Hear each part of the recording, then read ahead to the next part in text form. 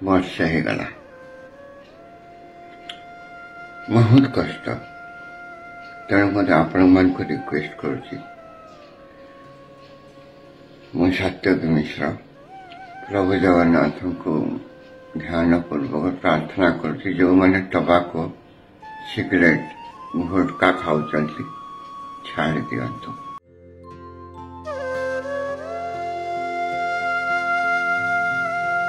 ଯେବେ କରିଥିବା ଭୁଲ ପାଇଁ ବାରମ୍ବାର ପଶ୍ଚାତାପ ଅଗ୍ନିରେ ଝାସ ଦେବାକୁ ପଡ଼େ, ଆଉ ଯନ୍ତ୍ରଣାସିକ୍ତ ଜୀବନଟି ତ୍ରାହି ତ୍ରାହି ଡାକେ, ଏଭଳି ସମୟକୁ କେହି କେବେ ଭୁଲି ପାରେନା। ନା ସେ ଯୋଦ୍ଧା, ନା ସେ ବୀର, ତଥାପି ବିନା ଅସ୍ତ୍ରରେ କ୍ୟାନ୍ସର ଭଳି ଦୁରାରୋଗ୍ୟ ସହ ଲଢ଼ି ଜିତ୍ ପାଇଛନ୍ତି। ଏଥିପାଇଁ ତ ସେ କରିଥିବା ଭୁଲକୁ ଆଉ କେହି ଦୋହରାନ୍ତୁ ନାହିଁ ବୋଲି ଇମୋସନାଲ ମେସେଜ ଦେଇଛନ୍ତି। ସେ କରିଥିବା ଅପିଲର କେଇପଦ କଥାରୁ ବାରି ହୋଇପଡ଼ୁଛି ଯନ୍ତ୍ରଣା ଓ ଅଙ୍ଗେନିଭା ବ୍ୟଥାର ଗଭୀରତା। ସବୁବେଳେ ହସ ହସ ମୁହଁ ତାଙ୍କର ଆଜି ଉଦାସୀନତାରେ ଭରା, କାରଣ କ୍ୟାନ୍ସର ସହ ସେ ଯେଉଁ ଯୁଦ୍ଧ ଲଢ଼ିଛନ୍ତି ତାହା ତାଙ୍କୁ ବହୁ କଷ୍ଟ ଦେଇଛି। ବଖାଣି ପାରୁନାହାନ୍ତି ନିଜ ସହ ବିତିଥିବା ଦୁଃଖର ଦିନ, କିନ୍ତୁ ତାଙ୍କ ଭଳି ଆଉ କେହି ଯେମିତି କଷ୍ଟ ନ ପାଉ ସେଥିପାଇଁ ପ୍ରାଞ୍ଜଳ ଭାବେ କହିପାରୁନଥିଲେ ବି ଭିଡ଼ିଓ ମାଧ୍ୟମରେ ଅପିଲ କରିଛନ୍ତି। ଦୀର୍ଘ 2 ବର୍ଷ ହେବ ଅନେକ ଯାତନା ଦେଇଛି କ୍ୟାନ୍ସର, ପାଟି ବି ବଙ୍କା ହୋଇଯାଇଛି। ଏଭଳି ସ୍ଥିତିରେ ଥାଇ ମଧ୍ୟ ଯୁବପିଢ଼ିଙ୍କୁ ଜଣେ ବଡ଼ ଭାଇର ପରାମର୍ଶ ବୋଲି କହି ଅପିଲ କରିଛନ୍ତି ଅଭିନେତା ସାତ୍ୱିକ ମିଶ୍ର। ଜୟ ଜଗନ୍ନାଥ।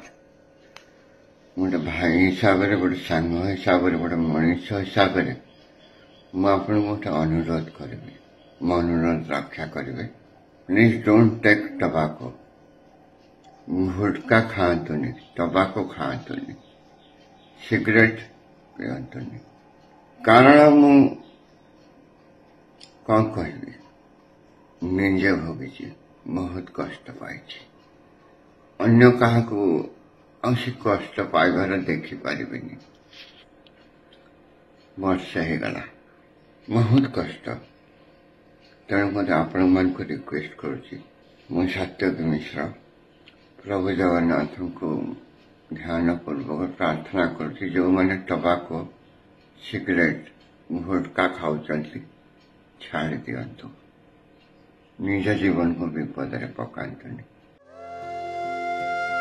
ଓଡ଼ିଆ ସିନେମା ତଥା ସିରିଏଲ ଇଣ୍ଡଷ୍ଟ୍ରିରେ ଜଣେ ଜଣାଶୁଣା ନାଁ ସାତ୍ୱିକ ମିଶ୍ର।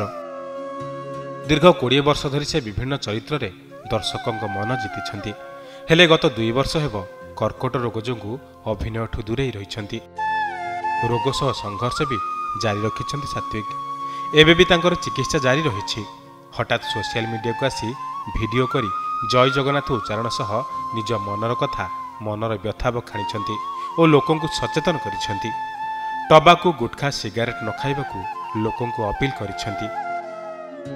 ଭିଡ଼ିଓରେ ସେ କହିଛନ୍ତି, ମୁଁ ନିଜେ ଭୋଗିଛି, ବହୁତ କଷ୍ଟ ପାଇଛି। ଅନ୍ୟ କାହାକୁ ସେ କଷ୍ଟ ପାଇବାର ଆଉ ଦେଖିପାରିବିନି। ଏଣୁ ନିଜ ଜୀବନକୁ ବିପଦରେ ପକାନ୍ତୁନି।